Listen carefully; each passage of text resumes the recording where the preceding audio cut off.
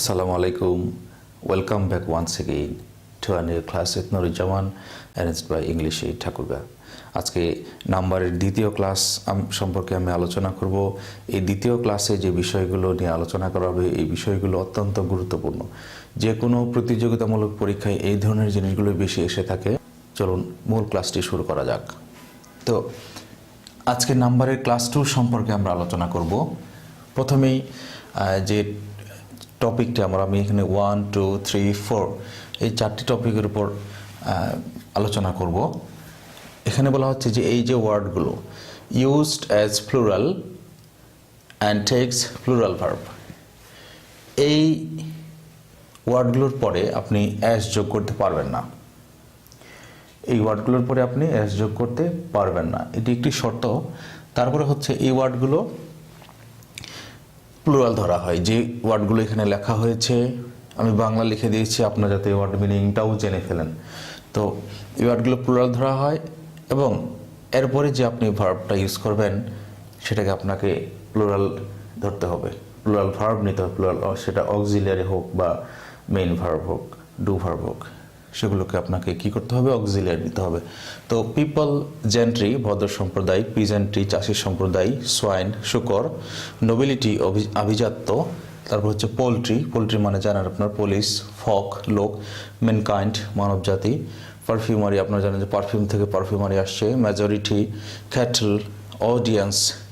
হ্যাঁ, এই ওয়ার্ডগুলো আপনার কি করবে? Used as plural and take plural verb মনে রাখতে হবে।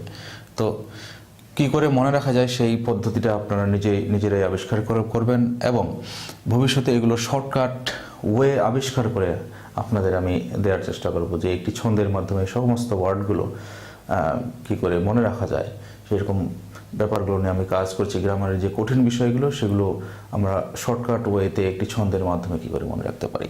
তো দেখেন, আমরা বলছি যে পিপলটা মানে এই ওয়ার্ডের যে কোনো ওয়ার্ডগুলো ইউজ করলে আপনাকে প্লুরাল ভার্ব বা অক্সিলারি ভার্ব নিতে হবে। পিপলটাকে এখানে আমরা ইউজ করে দেখি, দ্য পিপল অফ বাংলাদেশ, তখন এখানে ইজ নিতে পারবেন না আপনি, আর নিতে হবে। আর amicable, the people of Bangladesh are amicable, আপনারা জানেন যে অ্যামিকেবল মানে অমায়িক, তো বাংলাদেশের মানুষেরা অমায়িক। তারপর আসলো টেকস সিঙ্গুলার ভার্ব, এই ওয়ার্ডগুলোকে আমরা কি করছি?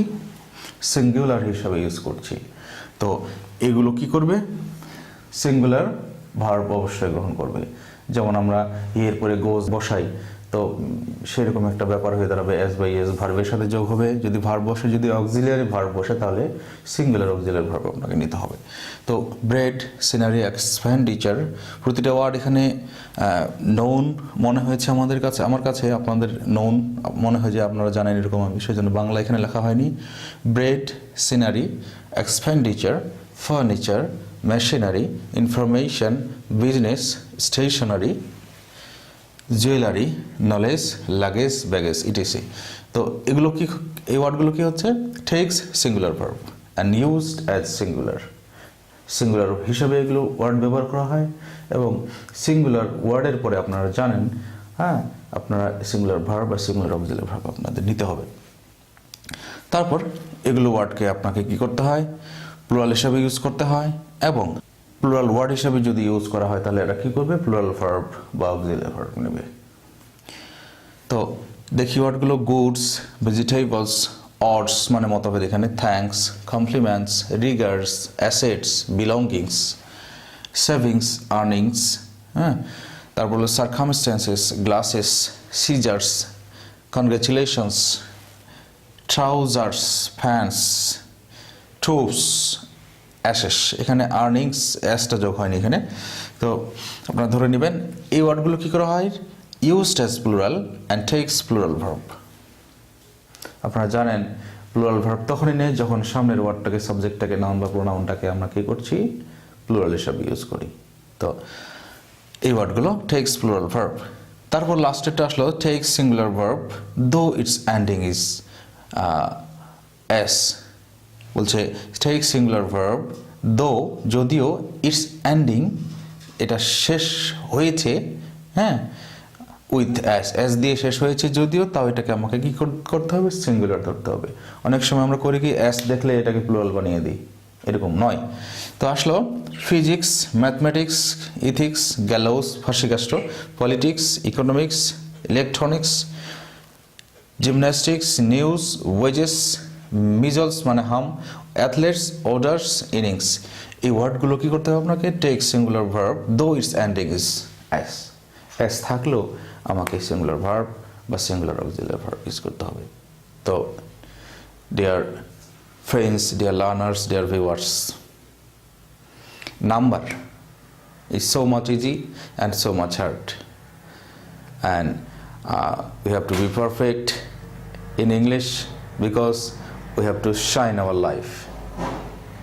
So watch this video times and again to make yourself expert in English. আপনারা জানেন যে আমরা যতই ইংলিশে এক্সপার্ট হব আমাদের বাংলাদেশ ততই এগিয়ে যাবে।